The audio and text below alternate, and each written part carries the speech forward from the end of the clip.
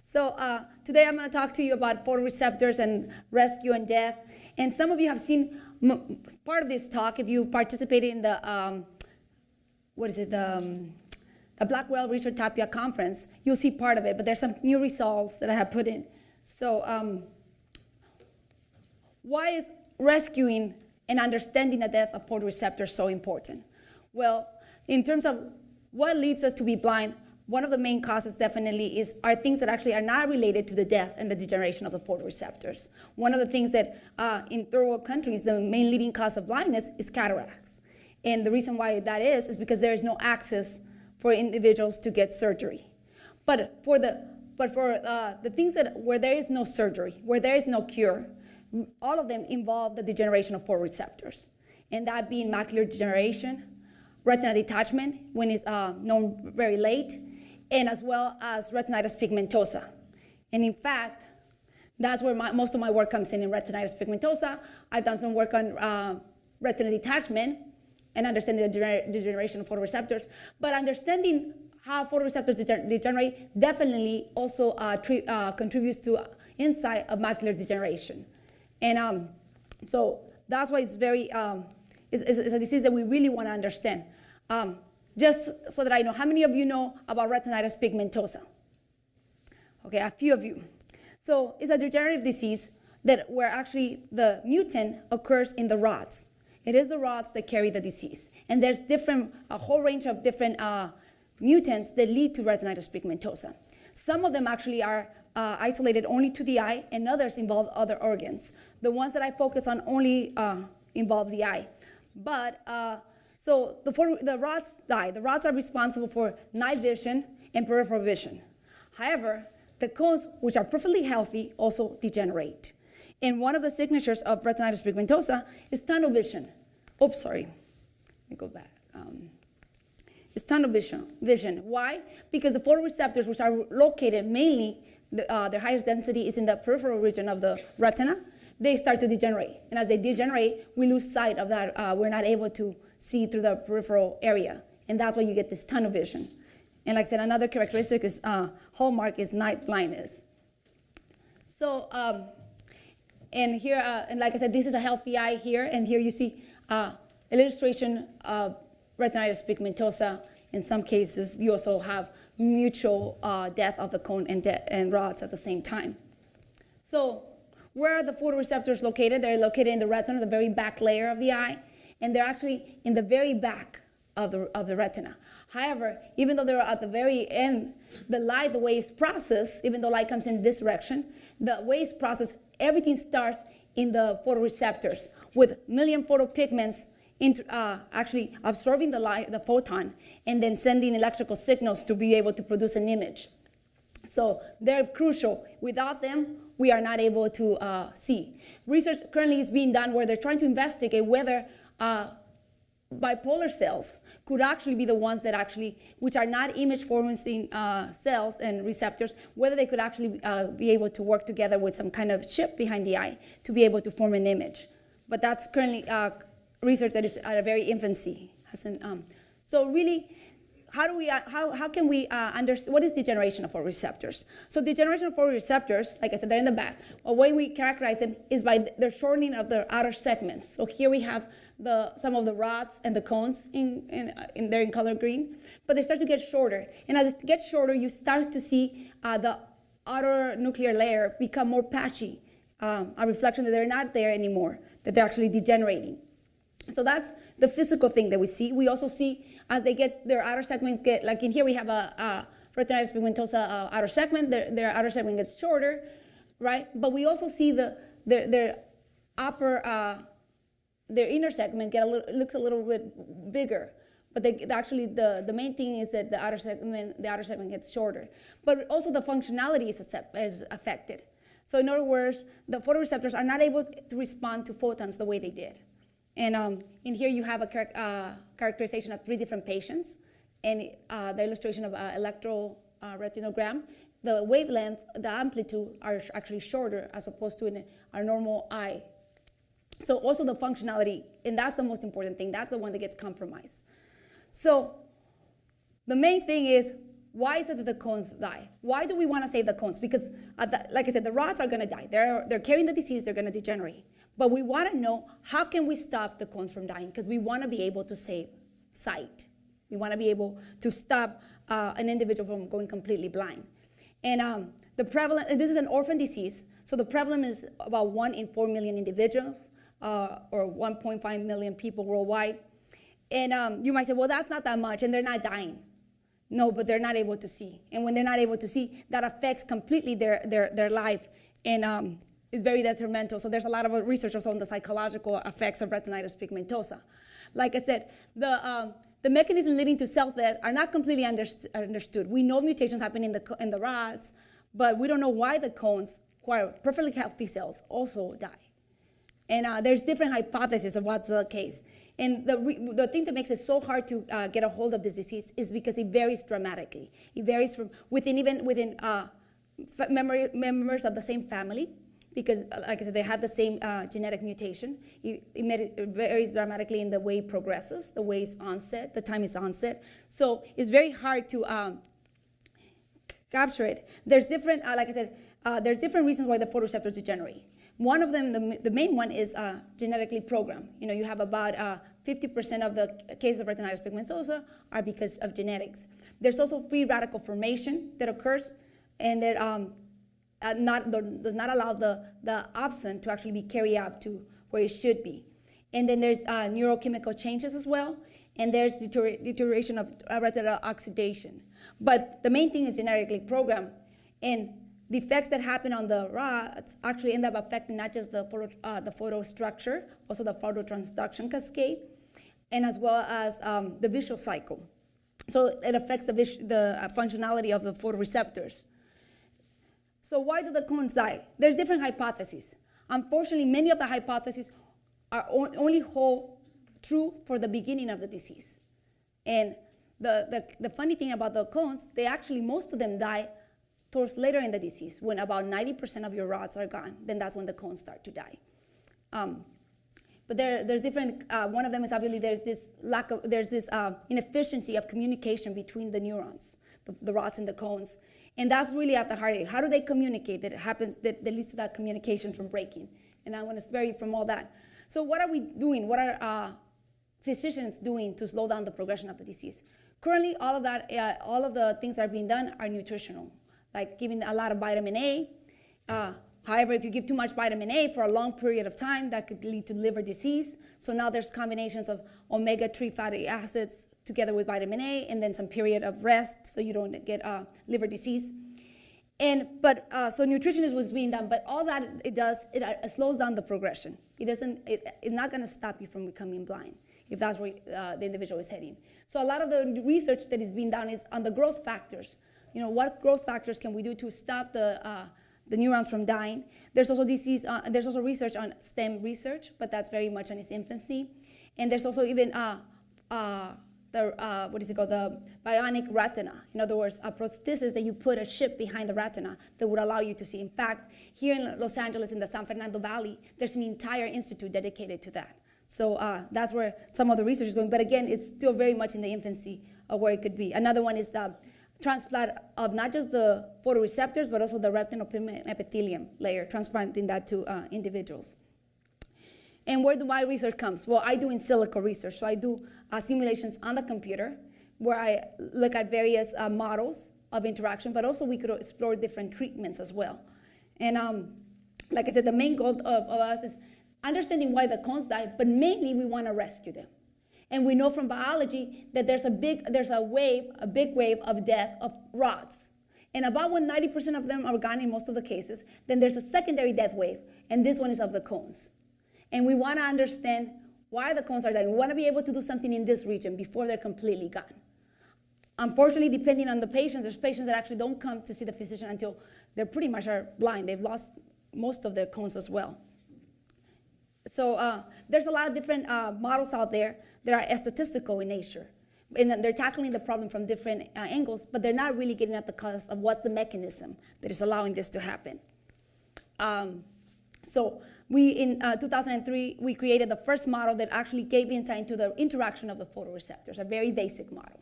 What are the fundamental interactions? And what we were able to gain from that model, one was the mathematical necessity of a one-way interaction for coexistence. Later on, we discovered that one-way interaction indeed had a biological name, and it was the rod-derived combinability factor, a factor from a family of proteins, and this growth factor is released and synthesized by the rods, and it contributes to the functionality and the vitality of the cones. And that was discovered in 2007 and by a team of researchers in the Paris Vision Institute, and they were able to test that in fact this rod-derived combinability factor, RDCBF, is not just released by actually functioning normal rods, if you were to separate the population of rods into two phenotypes, but also by the ones that are already mutated and are degenerating. But of course, as they die, this rod-derived viability factor is no longer there. And they were able to actually show that if they actually inject the rod-derived viability factor into the mice or the rat, and they looked at different mutants, they looked at autosomal recessive and autosomal dominant, because retinitis pigmentosa comes in all forms. You get it from autosomal recessive. In other words, if you just have one copy of the gene from one of your parents, if you have autosomal recessive by by both of your parents giving you the disease, and also X-linked by the female copy of the gene, actually. So they were able to test it in two of them, of the autosomal recessive and autosomal dominant cases, and they did actually contribute to 40% of rescue effect. And what did our model also show? That actually secondary generation of photoreceptors is not possible. So in a mature retina, this is why it's so important to save them. Once your retina has matured, which occurs about 5 or 4 years of age, you have all the photoreceptors that you're ever going to have in your life. From there on, it's downhill. They start to degenerate. And there is no way of getting new photoreceptors. And that's why it's become so, even in stem cell research, it's very hard to get cells to differentiate like photoreceptors and do the type of job that the photoreceptors do. Our normal model also was we were able to actually do some simulations in retina detachment. And it gave insight into the role of trophic factors, including oxygen, as well as the RDCBF. And it showed that the RDCBF would only slow the progression initially, but in the long term, it's actually the trophic factors that will contribute to the disease more. So here's a disease model, very simple 4 sets of ordinary differential equations. And in red, we have what would have been the normal or the non-disease eye model. And in blue, we have the terms that contribute to the disease model. And we are looking at the number of rods and cones in the outer segments. And we divide the rods population based on their phenotype into the ones that are mutated and not functioning correctly, and the ones that are actually normal and are functioning fine. And one of the things and we also have the direct help that now we know is the rod-derived combinability factor, that is the link between the rods and the cones. And one thing that I want you to focus is on energy uptake, which could be which characterizes the renewal rate and the metabolism in the photoreceptors, as well as energy consumption, the shedding and the metabolism as well of the photoreceptors, and the carrying capacity. Those are things that are going to come key in our system. And again, we're looking at non-syndromic cases of retinitis pigmentosa, which means the ones that are just isolated to the eye. So we're only focusing on the eye. We assume that the eyes are identical, so we just consider one eye. Like I said, we divide the rods into 2 populations based on their phenotype. We interpret shedding and renewing as part of the birth and death process of the photoreceptors. And we assume that there's only one trophic pool, and that is actually derived from the retinal pigment epithelium. And that's where the photoreceptors get their nutrients, all their nutrients. And we just combine all of them together. We do not distinguish between the different types of cones. And we ignore any spatial defects. Why do we ignore any spatial defects? Because only at the beginning of the disease do you actually see that there's a spatial effect, that the dying, that you could see that some of the dying rods actually affect the neighboring cells. But that's very early in the disease, not when the cones are dying. So that's for that reason we ignore spatial defects. And we interpret the cumulative outer segment sets as the shorter outer segments that we see in the disease. So my training in graduate school was dynamical systems. So whenever I have a system of differential equations, I want to look at the stability, the long-term behavior of the solutions, and that's what we do. So we go ahead and look at the equilibrium of the system. And the interesting thing is the equilibrium of the system actually illustrates the different stages of the disease for two types of inherited modes, the rod cone retinitis pigmentosa type, and the one where it's more like a cone dystrophy, where both the rods and the cones die simultaneously, or the cones start to die first. So through the different steady state that we have, we're able to track down the disease. In fact, with bifurcation theory, and this is just a schematic, we're able to track the disease from where we have everything to where we have complete blindness by looking at how the equilibrium points change their stability.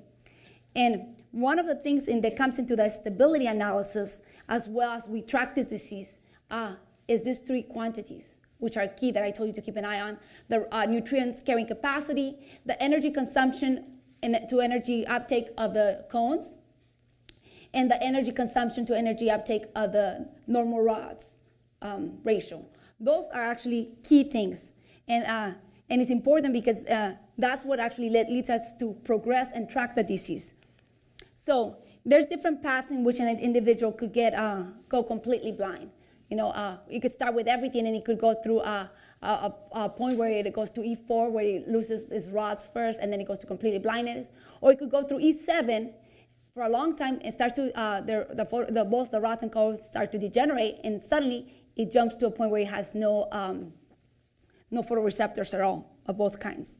And in fact, we are going to track this in the results that I'm going to show you in a minute. We are going to track this kind of path, and I'm going to come back to it. Like I said, we want to understand what is it that is leading to the secondary death wave of the cones, and can we do something about it? What are the things that are really impacting the system? So we take, there's not much data in humans, so we look at data in mice, the transcripts in mice.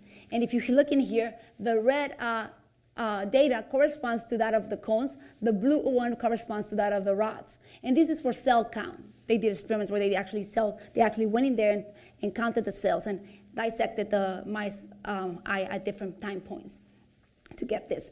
And so we do a curve fit, and then we force our model to illustrate that by getting the parameters and things like that through an inverse problem methodology. And we're able to get actually the two death waves. The black one here is the rods, and the red one here is the cones. So we're able to do that. And not only that, we're able to, at that point, also track how is it that the quantity, the carrying capacity, the DT, changes over time, as well how is it that the ratio of the energy consumption to the energy renewal of the cone change.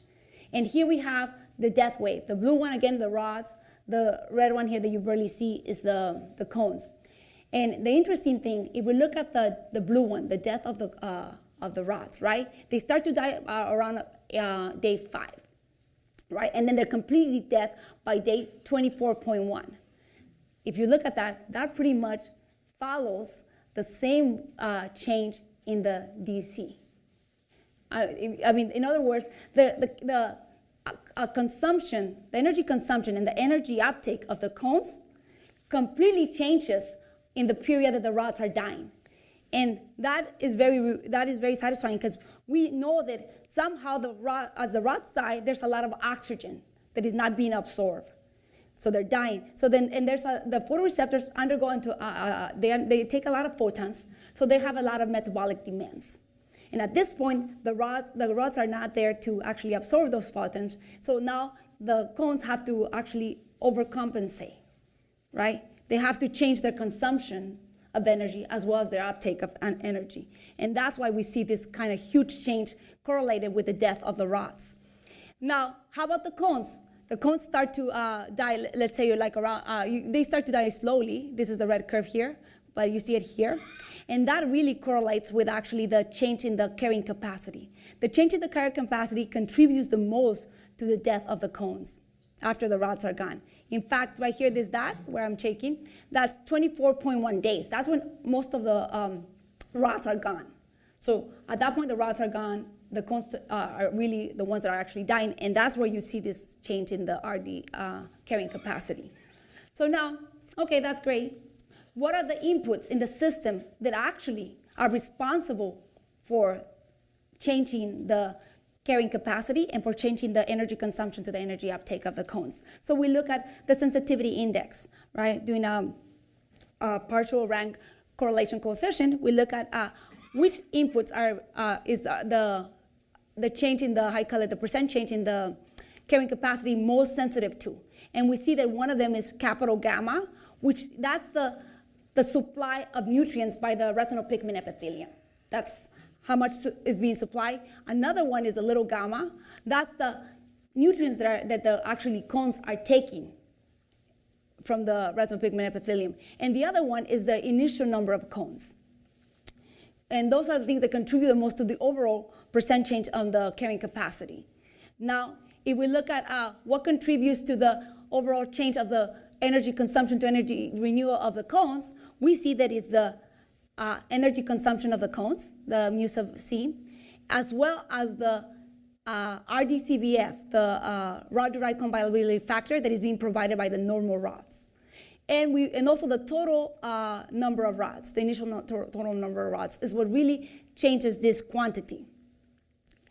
Now, one of the things that physicians are very interested in is, well, what happens when we only have 10% of our cones left? And they're interested because, like I said, there's very many individuals that start to lose their sight, but and they don't realize that they're going blind, and sometimes suddenly the disease progresses really, really fast. And so when they come to seek help, they lost most of their cones already.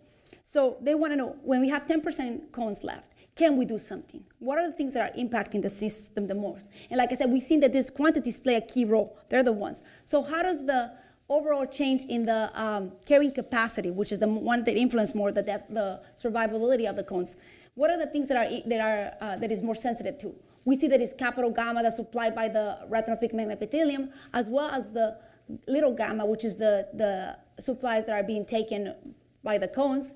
And in this case, we see that actually the initial number of retinal pigment epithelium cells or the initial amount of trophic pool are the ones that actually affect the system more than the initial number of cones, which still play a role. So, like I said, there's different kind of mutants and there's different kind of things. So one of the experiments that our collaborator, Claudio Punzo, did was he tried to rescue the cones by actually changing the pathway, the metabolic pathways, by actually perturbing them and allowing them to absorb more of the nutrients. Can we save them or rescue them? And in here we have in the magenta the curve fit of the rescue data, and in red is just the cones, the regular cones without being rescued. But the death of the rods is the same, so we actually get the same curve as before for the rods. However, for the cones, you have this elongated long process. In the previous picture, the cones die in about 120 days. In here, if you notice, it takes more than 350 for them to die. So definitely does rescue. So now our question is, how do the quantities that we observed before change? Well, qualitatively, they change about the same. If you look here at the death of the rods, is actually mimicked by the change in the DC. If you look at the actually carrying capacity, the DT, it really kind of mimics the death of the cones, of the rescue cones. So we see the same kind of thing. And surprisingly, what we see in terms of the sensitivity, the same quantities that affected the percentage of the carrying capacity is the same quantities that are affected in the case of rescue. So, and that's what we would have expected. So we see the same quantities also for the total percent change in the energy consumption to energy uptake of the cones is the same quantities as before. Nothing has changed. The same for, if we look at what happens at the point period where there's 10% of the cones left only. We have the same sensitivity as before. We also looked at different mutants. In this case, we looked at two different autosomal recessive type of mutants. One is the RD1 for the mice, and this is one where you have this quickly progression of the disease where things really die fast, because here is in days. So if you look at the cone death, it's like this is a simulation from the model. They die quickly. The qualitative behavior of the curves is the same as we saw before, except that now you have it takes longer for the rods to start to die, but the same as before. And then we look at the rod knockout in mice. That's an autosomal recessive mutant. In here, the disease progresses much slower. It takes weeks for the photoreceptors to degenerate, right? And we see the same kind of curves, the same kind of behavior as before, qualitatively. So how about the actual sensitivity analysis? What happens? Well, what we see is that everything is the same except that the rod knockout, in terms of there's another player that affects the sensitivity, but it's only minimal. It's not really, in terms of the total percent of the carrying capacity, we see that the total amount of rods plays a role, but it's minimal. In the total percent change of the energy consumption to energy renewal of the cones, we also see that the energy consumption of the normal rods plays a role, but it's minimal. It's not, and everything else is the same kind of results, which is what we would expect if our system is robust, right? So what have we learned from our model? Well, we've learned that the key thing here is the carrying capacity. How much can be supported by the system in terms of the nutrients? That is key. But along with that, what is also key is looking at the interplay of the energy consumption and the energy uptake of the nutrients. And so that's one of the things that is important. So with the models, with our model, we are able to actually mimic the kinetics of the death wave that we see.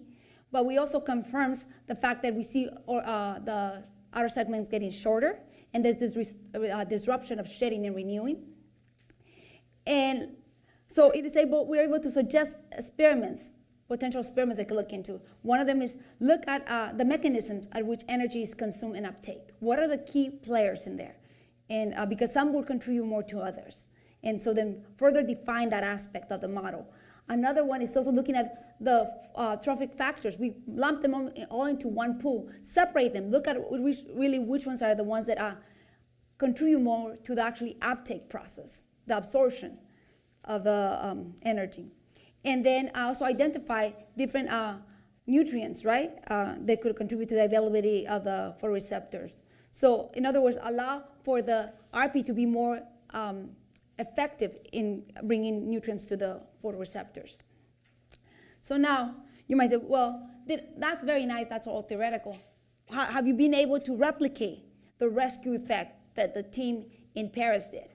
In terms of if you look at RDCBF, can you replicate that? And yes, we were able to also do that. We actually, this is a control model where what we're looking is, here's our control U, and U represents that intraviral administration of RDCBF. Right, so the effectiveness of RDCBF treatment. And we're able to get our control function, our Lagrange, and the goal of this is to minimize dosage while maximizing the longevity of the cones, right? And here in our objective function, epsilon is the way of the importance of minimizing the control, this administration of role. We're able to actually meet the conditions and get actually a characterization of the optimal control in this case.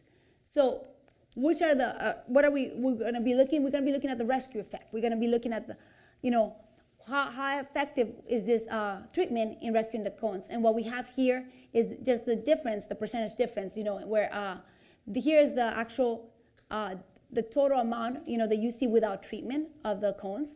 And here's the one that you see once you give treatment, normalized by the total amount, the total difference. That's what we see. And if you notice, the initial amount of cones that we start without treatment and with treatment is the same. So we could actually simplify this quantity. What I want to focus on is stage 4 and stage 5. Why? Because that's the point where we have no rods. And that's the cases that we see more clinically. We see individuals coming where most of the rods are completely gone. So those are the two, but they still have cones, but they have no rods. So here we have two different cases, and those are the ones that I want to focus on. Now, again, remember the larger epsilon means that the control is closer to 0. The smaller one means it's closer to 1. And for decreasing epsilon values, the higher dosage of treatment. That means that we're administering a higher dosage of treatment. Okay. So for example, here in stage 4, we're able to achieve 40%, approximately 40%, for a particular epsilon value, right? But for stage 5, we have a smaller epsilon value, and we're still able to achieve the 40% that Levier and his team looked at. So here are some simulations, and mainly I want you to focus on this curves here and this curves here. Here we have the red curve without control. The blue curve is with control. And so you see that in 14 days, that's what they look at, 14 days in mice, you see that actually at the end you have higher number of cones. Also, what is interesting is the trophic pool change. So in here with control, you see it being lower. And I think the case is because even though we're administering some RDCBF, there's still some need for those nutrients to come in. Maybe if we administer it a little bit more, we don't see that. And in fact, that's what we see. When we administer a little bit more of the drug, I was going to bring another pointer here. We actually see that in fact the trophic pool, is still a little lower, but not that much. In other words, we're administering enough of the drug that there is no need for require more nutrients, and we still get a 40% rescue effect that Levier and his team got, which is what we wanted to see. So with the RDCBF control model, right, results, we are able to prove the same thing that they prove in the laboratory. And it highlights for the need to investigate combined therapies. For example, RDCBF is great, but is there any other combination of therapy that we could actually give with the trophic pool, for example, that we could actually have a better effect or a more prolonged effect? And also, current clinical research suggests that there's something called MAMF that could actually stop apoptosis of the photoreceptors. So another thing that we would like to do is actually look at what happens if there's a combined therapy of MAMF with RDCBF. And that's where we're heading right now. We actually, my collaborators and I are looking at our model, a disease model, but not looking at dividing the actual, dividing the actual energy or the shedding, right? One being the shedding that is naturally happening, and the other one that is permanently due to apoptosis. So divided into two parts. Because in photoreceptors, there's different processes that contribute to their death. One of them is the natural, just shedding and renewing, and eventually they start to die. And then the other one is just the apoptosis, and then there's necrosis as well, which we don't have in here because there's no data. We want to focus on the apoptosis part. So we want to look at the apoptosis part and see what is happening with it. Is it actually efficient in slowing down the death of photoreceptors? Where this idea comes from is because MAMF actually was administered in laboratories to patients that had Parkinson's disease, and that slowed the death of the neurons. So now we are thinking, well, can it also help slow the death of the photoreceptors, which are neurons? So we're looking into that. So here so we start, before we even do the control model, we actually have to look at our regular model and include the MAMF part, so everything stays the same, the apoptosis. And we look at how is now the sensitivity of our solutions, how do they change with MAMF? And we see that, in fact, the things that are more sensitive, or the inputs that affect the system the most, and we're looking at the solutions for the cones, the number of cones that are in the system in the long run. So is definitely the natural shedding of the cones. This is the use of CS. And also the apoptosis, here we see it, is one of the key players, as well as the energy consumption uptake, of the cones, as well as the K, which is part of the carrying capacity of the photoreceptors. And so that's where we are. The thing for MAMF is very hard to get data, because right when they discover that could actually help the photoreceptors, they patent it.